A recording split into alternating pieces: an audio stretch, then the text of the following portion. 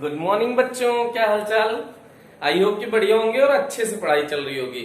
तो अभी हम लोग चुंबकीय क्षेत्र पढ़ रहे थे, उसमें हम लोग चैप्टर पढ़ रहे थे magnetic effect of electric current. तो magnetic effect of electric current में हम लोगों ने लास्ट टाइम जो किया था वो हेल्महोल्ट्ज कुंडलियां किया था।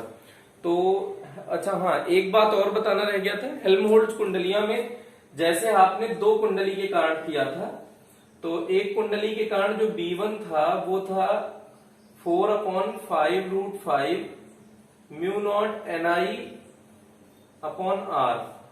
ऐसे ही इस कुंडली के कारण था म्यू नॉट 4/5√5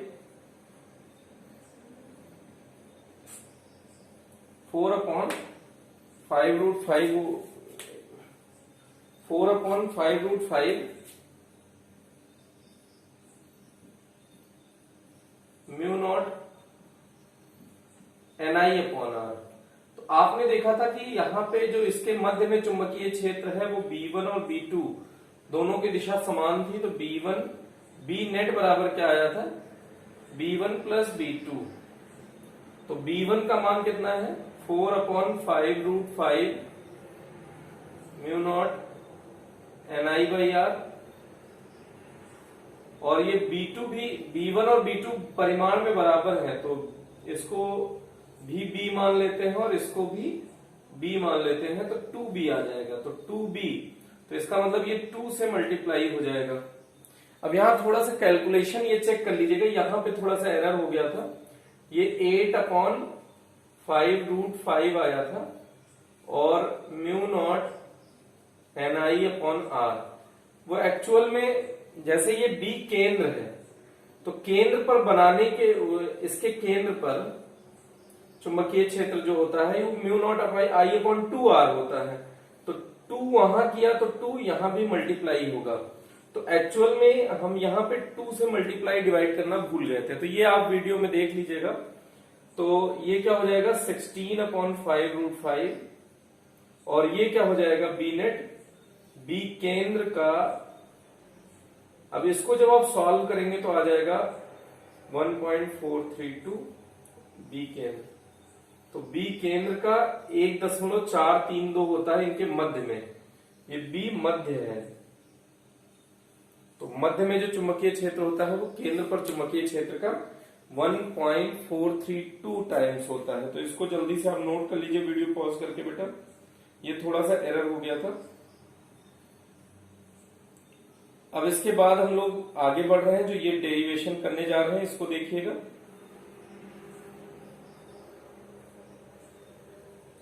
तो अब इसको इरेज कर रहे हैं बेटा, अगर इसको नोट कर लिया हो तो हम लोग इसको इरेज कर रहे हैं। तो अब डेरिवेशन अपना क्या है, जब कोई आवेशित कण है वो चुंबकीय क्षेत्र में v वेग से गतिशील होता है, तो आवेश पर लगने वाला जो बल है और बल का मान और उसके गति की व्याख्या निम्न बिंदुओं के आधार पर करनी है। तो जब थीटा 0 डिग्री हो, थीटा 90 डिग्री हो, थीटा न्यून कोण हो, तो इसका फर्स्ट केस लेते हैं, थीटा बराबर 0 degree.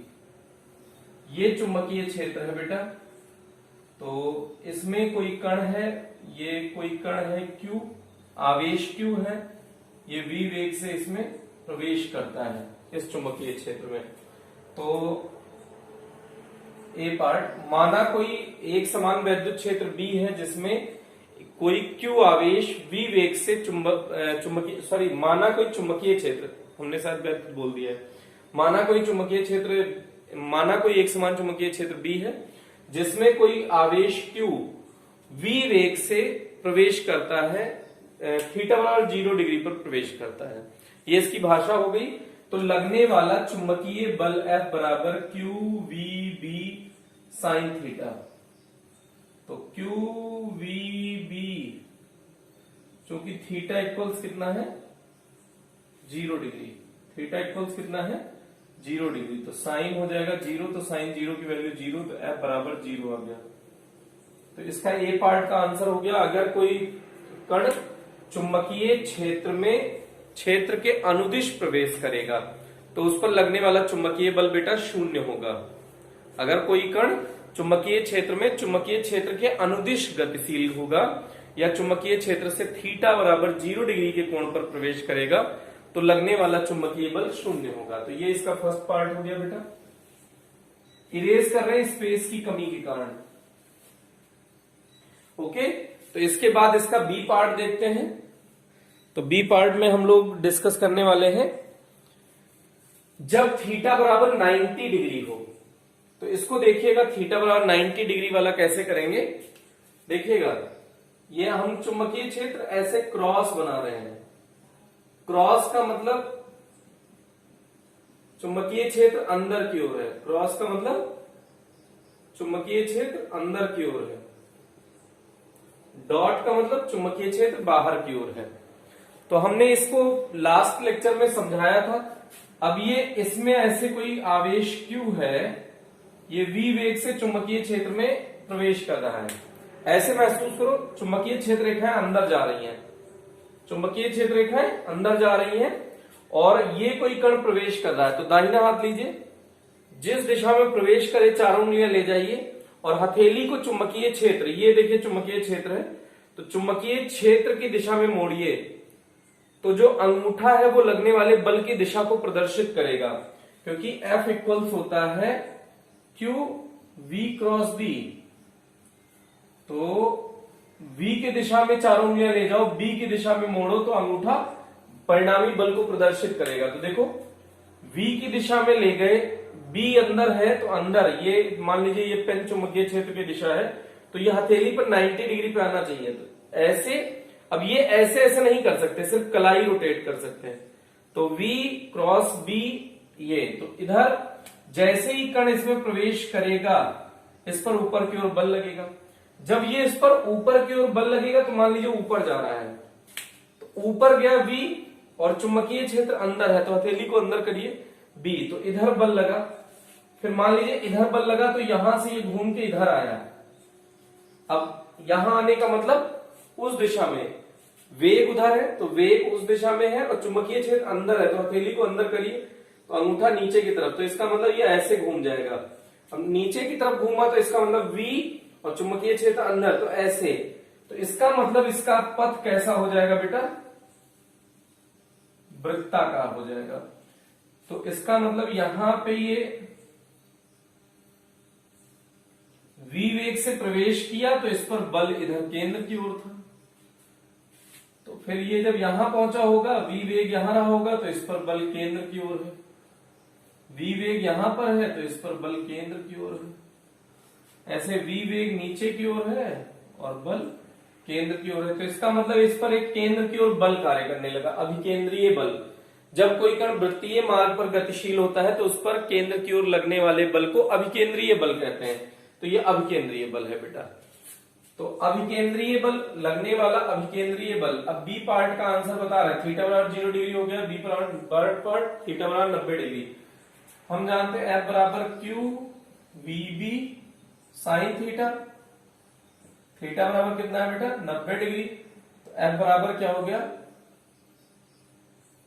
Q VB sign 90, sign 90 का मान 1 तो Q VB आ गया F बराबर।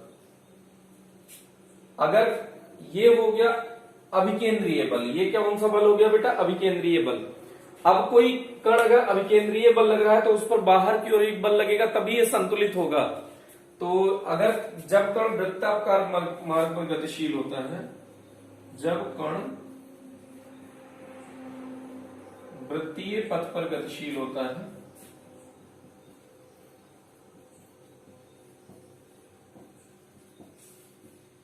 तो लगने वाला अपकेंद्रीय बल, अपकेंद्रीय बल बाहर की तरफ लगेगा। F बराबर mv²/r। तो संतुलन की स्थिति में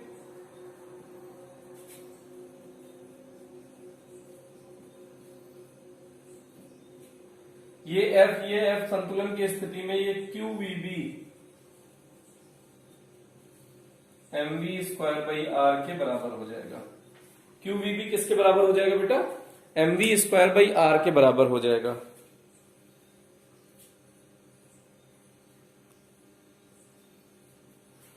Q V B M B square by R के बराबर हो जाएगा। तो इसको देख लीजिएगा।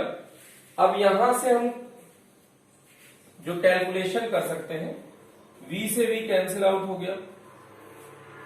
तो पहले सबसे वेलोसिटी निकाल लीजिए, कण का वेग।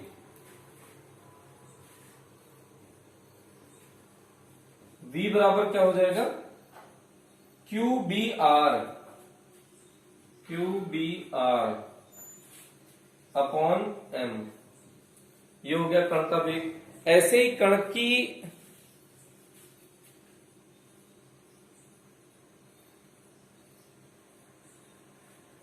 अगर कण का वेग पता चल गया तो इसके बाद देखिएगा कण की त्रिज्या निकाल सकते हैं।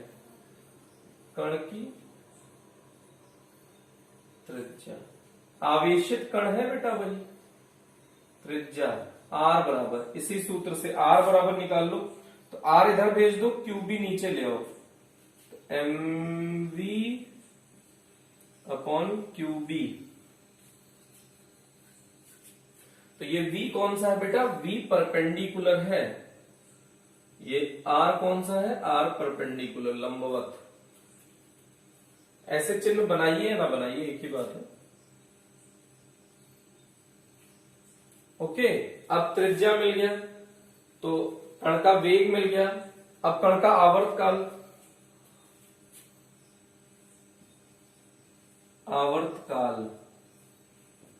समय बराबर दूरी बटे चाल। तो एक वृत्ताकार पथ पर जो तय की गई दूरी है वो हो जाएगी 2 पाई आर, अगर इसकी त्रिज्या r हो तो दूरी बटे वेग v है।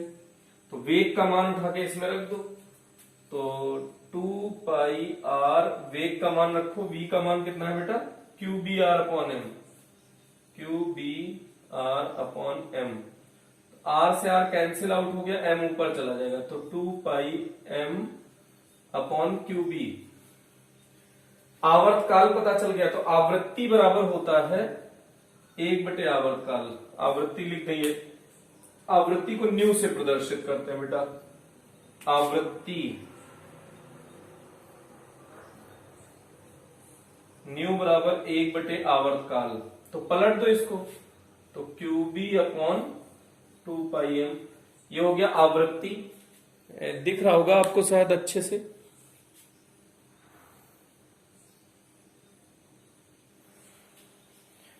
तो इसके बाद कोणीय आवृत्ति भी निकाल सकते हैं।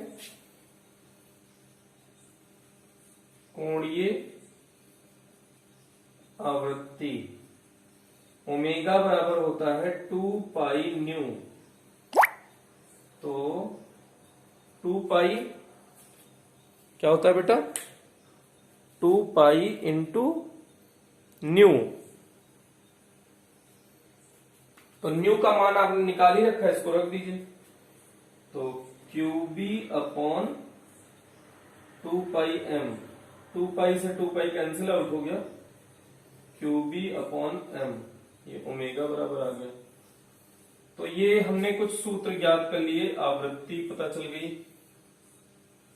ऐसे ही आवर्तकाल पता चल गया। तो ये इसको जल्दी से वीडियो पॉज करके नोट कर लो बेटा, इसको जल्दी से नोट कर लो। तो इसके बाद हम लोग अब तीसरे इसके लास्ट पार्ट का डिस्कशन करने वाले हैं, जब थीटा न्यून कोण हो। तो इसको समझने के लिए पहले इसको जल्दी से नोट करिए वीडियो पॉज करके।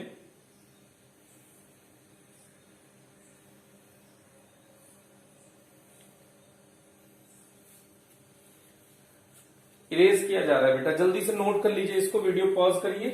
फिर हम लोग इसका थर्ड पार्ट डिस्कशन करने जा रहे हैं, इसको मिटा रहे हैं। क्या क्या निकाला, एफ बराबर क्यू बी बी, एफ बराबर M B square by R, Q B B को M B square by R के बराबर कर दिया। तो अब क्यू बी बी को जो M B square by R के बराबर कर दिया, तो यहां से वेग निकल सकता है, त्रिज्या निकल सकती है। वेग और त्रिज्या निकल गई तो आवर्तकाल बराबर 2 पाई आर बटे वी, ये फॉर्मूला है। अगर एक पूर्ण चक्कर लगाता है तो तय की गई दूरी क्या हो जाएगी, 2 पाई आर, और वेग हो जाएगा v। तो ये निकल जाएगा। अगर आवर्तकाल निकल गया तो आवृत्ति निकल जाएगी, आवृत्ति निकल जाएगी तो कोणीय आवृत्ति निकल जाएगी। इतना कैलकुलेशन हम लोग कर सकते हैं इसके लिए। अब इसके बाद देखिएगा,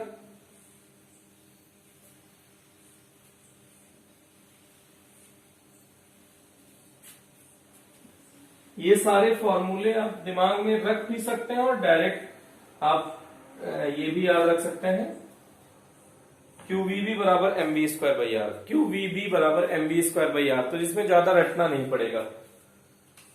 तो अब ऐसे देखिए, जब थीटा न्यून कोण पर प्रवेश करता है, ये है, अब ये चुंबकीय क्षेत्र हो जाएगा,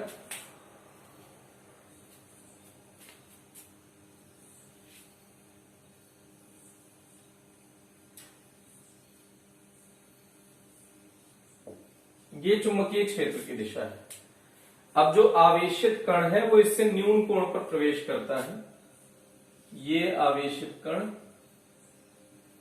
मतलब v वेग से q आवेश पे प्रवेश करता है चुंबकीय क्षेत्र से थीटा कोण पर। ध्यान दीजिएगा बेटा, कोई आवेश q है वो चुंबकीय क्षेत्र से थीटा कोण पर प्रवेश करता है, मतलब ऐसे है चुंबकीय क्षेत्र रेखाएं, ये चुंबकीय क्षेत्र रेखाएं हैं और इससे ऐसे थीटा कोण पर प्रवेश करता है। तो सबसे पहले तो इसका घटक वियोजन कर दीजिए, तो ये हो गया v cos थीटा, जिससे थीटा बनता है वो v इंटू कॉस थीटा, और ये हो गया v sin थीटा। अब यहां एक सुंदर सी बात देखिए, अब v का तो घटक वियोजन हो गया, तो v cos थीटा चुंबकीय क्षेत्र के अनुदिश है, तो उसे रेखीय मार्ग प्रदान करेगा। जैसे अभी आपने पहले केस में थीटा बराबर 0 डिग्री था तो F 0 था, लेकिन कण गतिशील तो था ना, बल 0 होने पर भी कण नियत वेग से गतिशील हो सकता है। अगर बल 0 है किसी भी पिंड पर तो कण नियत वेग से गतिशील हो सकता है। तो इसमें v cos थीटा इसको रेखीय मार्ग प्रदान करेगा, मतलब चुंबकीय क्षेत्र के अनुदिश गति प्रदान करेगा, और v sin थीटा चुंबकीय क्षेत्र के लंबवत है। अब ये भी आपने पढ़ा, चुंबकीय क्षेत्र के लंबवत होगा तो वो उसे वृत्ताकार मार्ग प्रदान करेगा। तो ऐसे सोचिए एक बार कि ये कोई कण है वो वृत्ताकार मार्ग प्रदान कर रहा है, एक घटक के कारण एक घटक ऐसे ले जा रहा है, तो इसको इस आवेश को पकड़े, देखिएगा ये ऐसे चल रहा है और ये खींच भी रहा है, तो ऐसे ऐसे खींचेगा तो ऐसे ऐसे चलेगा ना, तो ये स्पाइरल ऐसे चूड़ी जैसा बन जाएगा। ओके, तो ये इसका मार्ग जो हो जाएगा रियलिटी में ना तो ये रहेगा ना ये रहेगा, ये एक्चुअल में ऐसे स्पाइरल गति करने लगेगा। ये इतना इंपॉर्टेंट डायग्राम है कि एनसीईआरटी के फ्रंट पेज पे ये डायग्राम बना हुआ है। ठीक, अब यहां पे आप देखिएगा, इस वाले दूरी को किसी भी आवेश द्वारा एक पूर्ण चक्कर में, किसी भी आवेश द्वारा एक पूर्ण चक्कर में तय की गई क्षैतिज दूरी को चूड़ी अंतराल कहते हैं। तय की गई क्षैतिज दूरी को चूड़ी अंतराल कहते हैं, इंग्लिश में पिच कहते हैं बेटा। चूड़ी अंतराल को इंग्लिश में क्या कहते हैं? पिच। तो अब इसके बाद देखिएगा, अब यहां से हम लोग को कुछ फार्मूला हम लोग जानते हैं, QVB, ये तो आपको ध्यान रखने के लिए mv स्क्वायर बाई आर, तो R बराबर क्या हो जाएगा? R बराबर क्या हो जाएगा? mv upon QB। लेकिन ये कब था? जब v लंबवत था। v लंबवत का मतलब v sine theta, v sine theta है ना, तो इसको ऐसे भी लिख सकते हैं mv sine theta upon QB।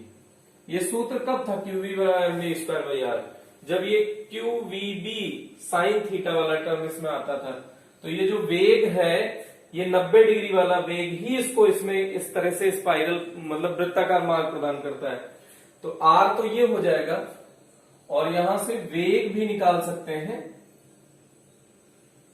QBR perpendicular upon M। ये सूत्र है बेटा। अब चूड़ी अंतराल आपको निकालना है,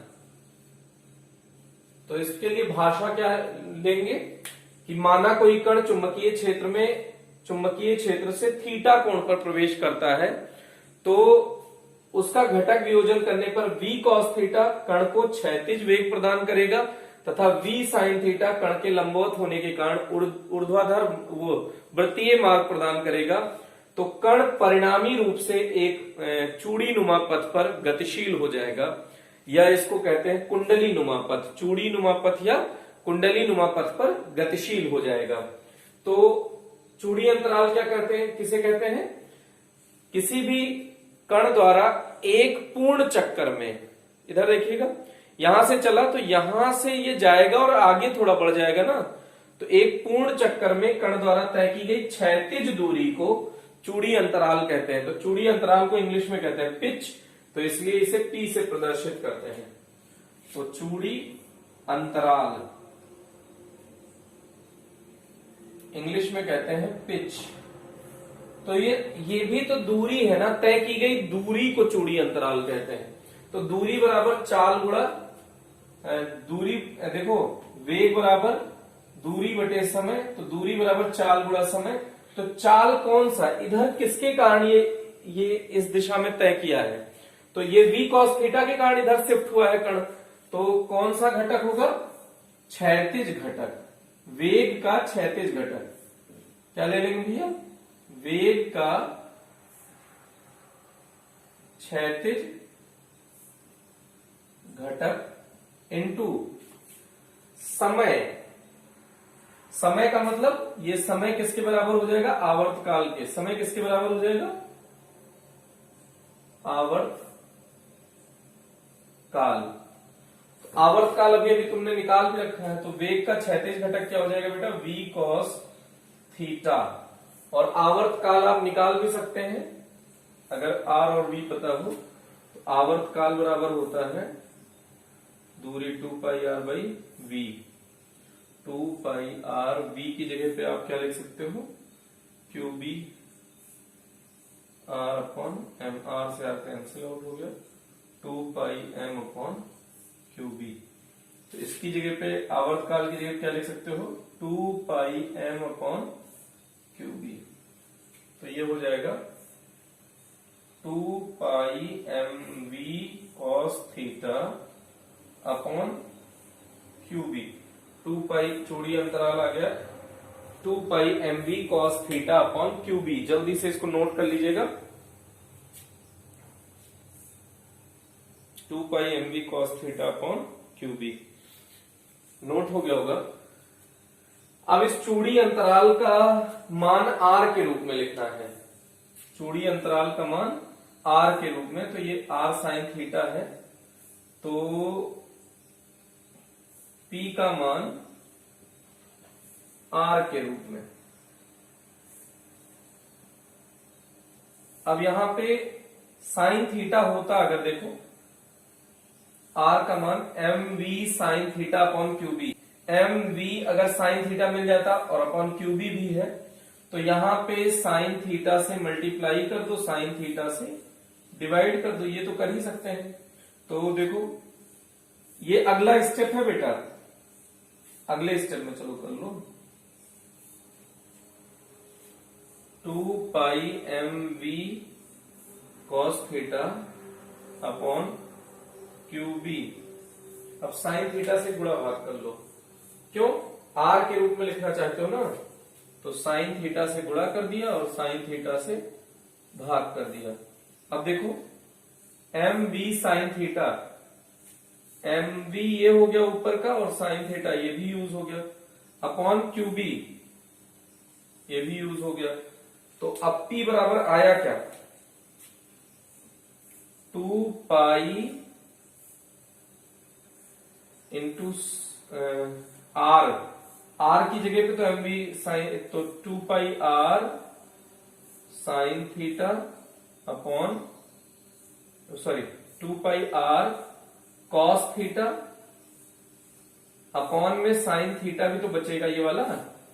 तो cos थीटा को नीचे ले आइए, तो p इक्वल्स 2 पाई r sine theta upon cos theta हो जाएगा।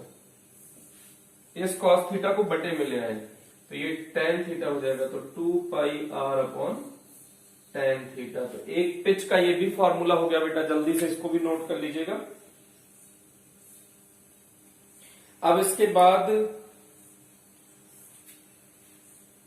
यहां से हम निम्न 3 निष्कर्ष पे पहुंचे हैं। जल्दी से नोट करो, फिर हम लोग इसके आगे डिस्कशन करते हैं। अगर हम लोग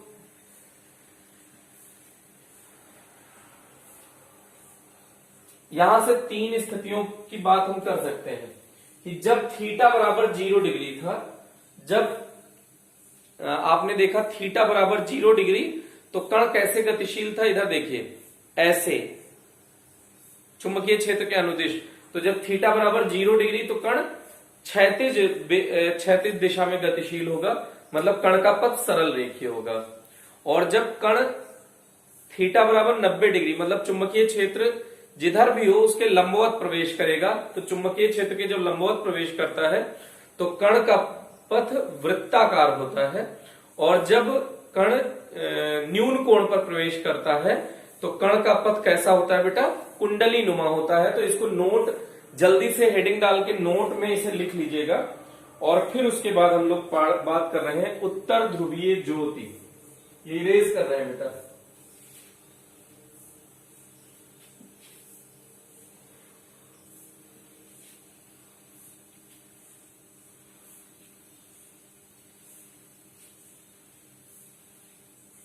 अगली हेडिंग है उत्तर ध्रुवीय ज्योति।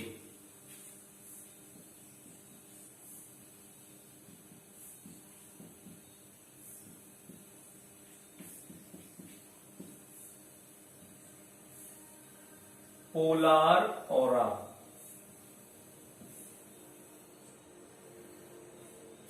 ये क्या होता है बेटा, तो ये देखिएगा ध्रुवीय क्षेत्र जैसे उत्तरी कनाडा और अलास्का, ये जगह का नाम है। ध्रुवीय क्षेत्र कौन कौन से, जैसे उत्तरी कनाडा और अलास्का, इन जगहों पर कभी कभी आकाश में कुछ रंगीन गुलाबी तथा हरे रंग के कुछ हम लोग को पैटर्न दिखाई देते हैं। तो इसी सुंदर से पैटर्न को ही हम लोग क्या कहते हैं, उत्तर ध्रुवीय ज्योति। तो ये किसके कारण होता है, तो ये चुंबकीय क्षेत्र जब जैसे आप मान लीजिए कि आप ऐसे बात कर रहे हैं, ये अर्थ है तो उसमें अर्थ में एक मैग्नेट है, अभी आप आगे चर्चा करेंगे आपसे। तो ये हो गया उसका नॉर्थ, ये हो गया साउथ। तो ऐसे जो अर्थ का मैग्नेट है, तो ये वाले यहां पे जो कंट्रीज हैं इनकी बात हो रही है कि यहां पर जैसे ये आवेश है तो कोई जरूरी है कि ये हमेशा ऐसे गतिशील हो।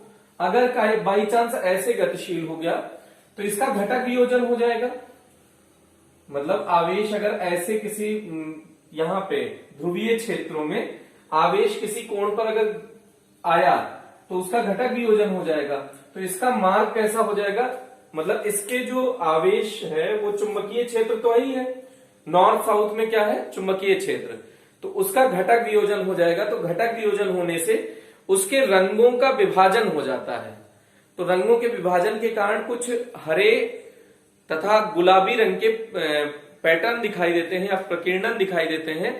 तो इसी को क्या कहते हैं, उत्तर ध्रुवीय ज्योति कहते हैं। तो जल्दी से नोट कर लीजिएगा कि ध्रुवीय क्षेत्र जैसे उत्तरी अमेरिका या कह लीजिए उत्तरी कनाडा तथा अलास्का में आकाश में हरे गुलाबी रंग के प्रकीर्णन दिखाई देते हैं या हरे गुलाबी रंग नाचते हुए दिखाई देते हैं। तो जिसे क्या कहते हैं, उत्तर ध्रुवीय ज्योति कहते हैं। तो इसको नोट कर लीजिएगा, नृत्य करते हुए हरे गुलाबी प्रकीर्णन दिखाई देते हैं, इस घटना को उत्तर ध्रुवीय ज्योति कहते हैं। और इसकी व्याख्या चुंबकीय क्षेत्र में आवेश के गति के आधार पर की जा सकती है। जैसे हमने बताया ही कि मान लीजिए आवेश किसी कोण पर आ गया तो उसमें घटक वियोजन हो जाएगा। तो अगर घटक वियोजन हो जाएगा तो जो अगर मान लीजिए सभी लोग एक साथ हैं तो वो उसका कलर कैसा होता है, प्रकाश का कलर होता है। लेकिन अगर प्रकाश के कलर का ही क्या कर दिया जाए, प्रिज्म से गुजार दिया जाए तो ये 7 रंग में विभाजित हो जाता है। अगर श्वेत प्रकाश, इसको क्या कहते हैं, श्वेत प्रकाश, प्रकाश के रंग को अगर प्रिज्म से गुजार दें तो 7 रंग में विभाजित हो जाता है। ऐसे ही आवेश है, जब वो सभी रंगों को एक साथ रखता है तो उसमें कोई रंग नहीं दिखाई देता है। लेकिन जब वो किसी कोण पर प्रवेश कर गया, मान लीजिए नॉर्थ या साउथ एंड पे, यहां पे जो कंट्री है वहां पे, तो किसी कोण पर, तो इसमें घटक वियोजन हो गया। तो घटक वियोजन के कारण रंगों का भी विभाजन हो गया। तो गुलाबी और हरे रंग के सुंदर से दृश्य आपको नाचते हुए प्रतीत होंगे। तो इसी को नाचते हुए का मतलब ऐसे लहराते हुए। तो इसके लिए आप एक कष्ट करिएगा, 2 मिनट का यूट्यूब पे वीडियो देख लीजिएगा पोलर ऑरा डाल के। पोलार ऑरा, पोलार ऑरा जब डालेंगे तो आपको 2 मिनट वीडियो दिख जाएगा। कोई भी यूट्यूब पे बहुत सारे वीडियो हैं, तो आप देखेंगे कितना सुंदर पैटर्न बन जाता है, कितना सुंदर कलर दिखाई देने लगता है। तो उसी को क्या कहते हैं बेटा, उत्तर ध्रुवीय ज्योति। ठीक है, तो उत्तर ध्रुवीय ज्योति अभी ये रिसेंटली टॉपिक ऐड हुआ है, तो इसको आप नोट कर लीजिएगा। तो इसके बाद हम लोग नेक्स्ट लेक्चर, नेक्स्ट क्लास में डिस्कस करेंगे। तो आज के लिए इतना ही। Thank you. खूब अच्छे से पढ़ाई करते रहिए, हंसते रहिए, मुस्कुराते रहिए और आगे बढ़ते रहिए। Okay, thank you.